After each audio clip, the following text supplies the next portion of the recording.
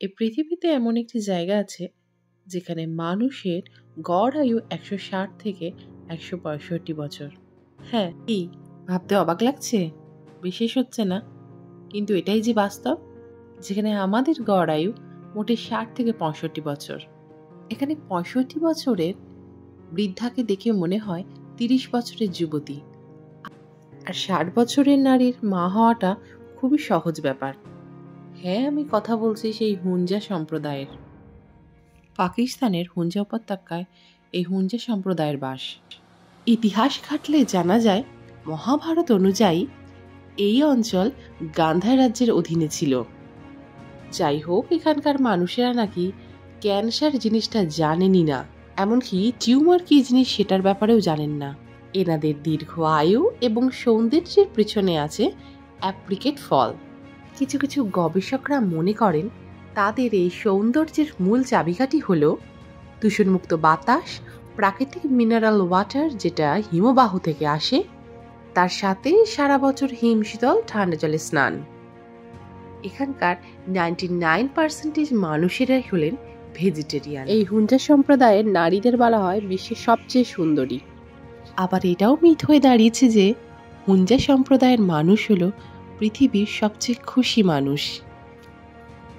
নারী পুরুষ নির্বিশেষে প্রচুর পরিশ্রম করেন।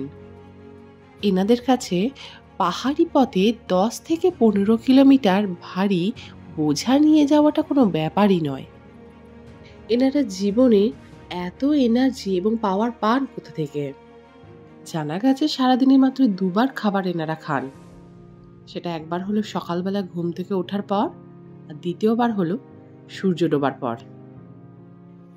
আর সারাটা দিন ধরে হিমবাহ থেকে আসা যেই জল এনারা পান করে থাকেন, সেই জলে আছে পটাশিয়াম, ক্যালসিয়াম এবং আয়রনের মতো প্রভৃতি খনিজ পদার্থে পরিপূর্ণ। খাবার তালিকায় ফল, দুধ, দইয়ের সাথে সাথে গম, বাজরা এবং কুদ্দুর আটাও রয়েছে। আর এটাও বলা হয় যে এনারা মাংস খান খুব কম। মাংস যেটা হয় সেটা কেবলমাত্র অনুষ্ঠানেতেই হয়, তাও সেটা পরিমিত আহার গ্রহণ করেন। আর একটা আশ্চর্যজনক ব্যাপার হলো হুঞ্জা সম্প্রদায়ের শিক্ষার হার হলো 90%, যেখানে আমাদের শহরাঞ্চলের শিক্ষার হার এদের থেকে অনেক কম। পুরুষের পাশাপাশি মহিলারাও সমানভাবে শিক্ষার দিক থেকে অনেকটাই এগিয়ে। আর একটি অদ্ভুত ব্যাপার কি জানেন? এটিকে বলা হয় পৃথিবীর সবথেকে নিরাপদ স্থান। হুঞ্জা উপত্যকা পাকিস্তানে অবস্থিত হওয়া সত্ত্বেও পৃথিবীর বিভিন্ন জায়গায় পর্যটকরা একদম নিশ্চিন্তভাবে নিরাপদে এখানে বিচরণ করতে পারে। এমনকি মহিলাদের জন্য এই জায়গাটা একদম সেফ।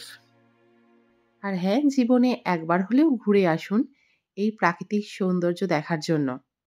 সকলেই ভালো থাকবেন এবং সুস্থ থাকবেন।